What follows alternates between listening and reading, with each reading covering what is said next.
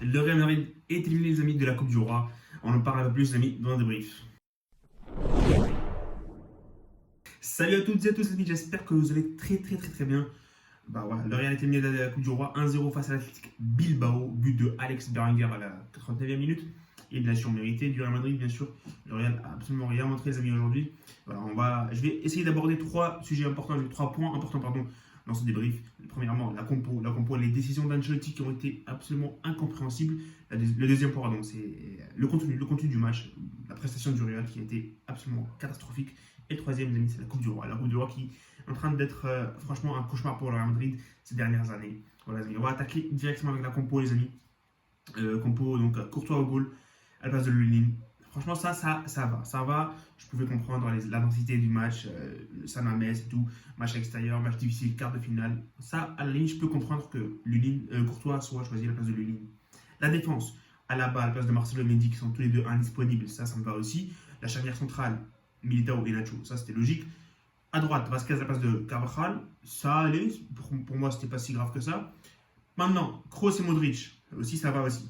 Par contre, Casemiro, c'est absolument incompréhensible. C'est incompréhensible. Comment ça se fait que Ancelotti décide de mettre Casemiro titulaire? C'est incompréhensible. L'attaque, Rodrigo à droite, bref, Asensio en pointe et à gauche Vinicius. Le trio brésilien, là, Vinicius, Rodrigo et Casemiro, ils font quoi dans cette compo? C'est incompréhensible, c'est impensable, les amis. Ils viennent de traverser plus de 9000 km et ils sont titulaires dans un match de Coupe du Roi après avoir joué face au Paraguay 42 heures avant, un truc comme ça. C'est incompréhensible les décisions d'Ancelotti, malgré le fait que voilà, il a Hazard qui aurait pu jouer à la place de Vinicius, il a Bale qui aurait pu jouer à la place de Vinicius, il y a Hazard qui aurait pu aussi jouer en pointe à la place de Asensio, il y a Bale aussi qui aurait pu jouer, Bale aurait pu jouer dans les trois postes, Hazard pareil, Isco aurait pu jouer à gauche, ailier gauche ou en pointe ou au milieu même. On a qui d'autre? J'ai plus le nom. Il aurait même pu ramener quelqu'un de la Castilla, Peter Federico, je sais pas où. Il aurait pu mettre Lucas Vasquez devant et Carvajal à droite, arrière droit. Il aurait pu mettre Camavinga à la place de Casemiro, même si Camavinga a fait une entrée catastrophique. Ça aurait pu permettre, je sais pas moi, Asensio de jouer dans son poste, Asensio à droite, Hazard en faux numéro 9 et notre ami Bale à gauche, ou même Hazard à gauche, Jovic en pointe. Jovic, c'est un attaquant, il faut lui donner une chance, même si ces derniers matchs, c'est pas top, mais il a fait un bon match face à la Real Sociedad, il a fait un bon match face à l'Inter, il aurait pu être choisi tout simplement à la place d'Asensio en pointe. Bref, c'est des décisions incompréhensibles, les amis. Je sais même pas pourquoi. Je sais même pas pourquoi il a fait ça. Je sais même pas ce qui s'est passé, ce qui est passé par ses pensées, dans sa tête. Bref, même le fait de les convoquer, juste les convoquer pour ce match, c'est déjà ça, c'est bizarre. C'est bizarre. Mais le mettre titulaire, c'est impensable. Bref, ça c'est pour le premier point que je voulais aborder. Le deuxième point, c'est le contenu. Le contenu catastrophique. Le match du Real Madrid, c'est catastrophique. Pour moi, c'est dans le top 3, les amis, des prestations les plus décevantes du Real dans cette saison. Tout simplement, c'est catastrophique. Peut-être qu'il y a le match de l'Espagnol avec le 2-1, le fameux 2-1, la défaite à l'extérieur.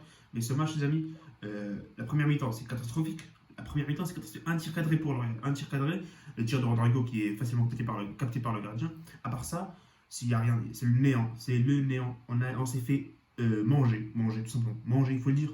Asphyxié par cette équipe de l'Athletic Bilbao qui a fait un bon pressing. On n'arrive même pas à sortir la balle proprement. On n'arrive même pas à faire des passes. On n'arrive même pas à faire des passes convenablement, les amis.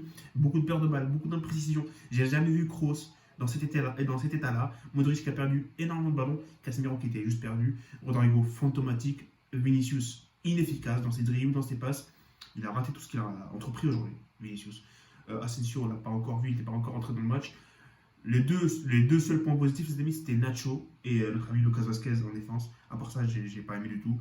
La première mi-temps, c'était catastrophique. La deuxième mi-temps, c'était exactement la même chose. À part peut-être à partir de la 80e minute, les amis, où le Real a commencé à jouer, a commencé à mettre sa patte dans le jeu, a commencé à un peu dominer. On a vu cette séquence-là où le Real a commencé à jouer, on a vu qui a ramené une grosse occasion pour le Real, c'est de Casemiro, qui aurait pu donner Isco qui était absolument tout seul, il aurait pu le donner et Isco il marque facilement, et Casemiro a décidé de tirer tout seul. Je m'excuse les amis pour le bruit des chiens, je peux rien y faire. D'ailleurs c'est la quatrième fois que je recommence cette vidéo. Bref, ça on s'en fout les amis. Et voilà, pour moi c'est exactement ça. Après il marque le but à la 81e minute. Après on va pas dire que c'est pas mérité, c'est absolument tout à fait mérité. Tout à fait mérité pour cette équipe de l'Athletic Bilbao qui a complètement mérité sa victoire. et qui passe en demi-finale.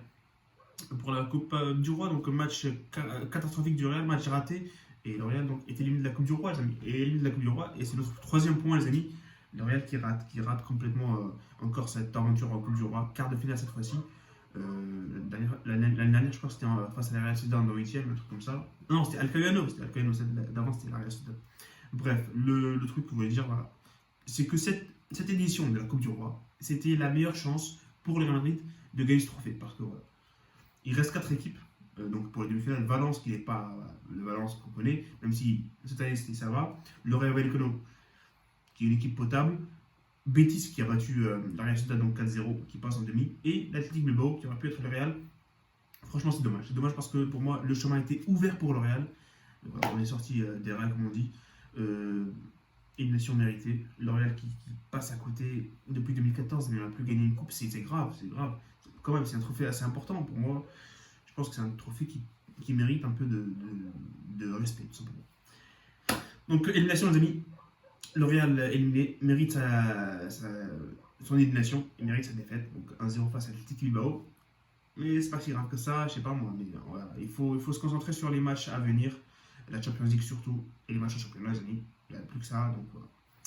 Il y a aussi sur la chaîne, les amis, la vidéo, ma réaction au but de Berenguer et aussi la vidéo des notes de ce match. Donc voilà, les amis, on se retrouve très très bientôt. Salut et profitez des vôtres.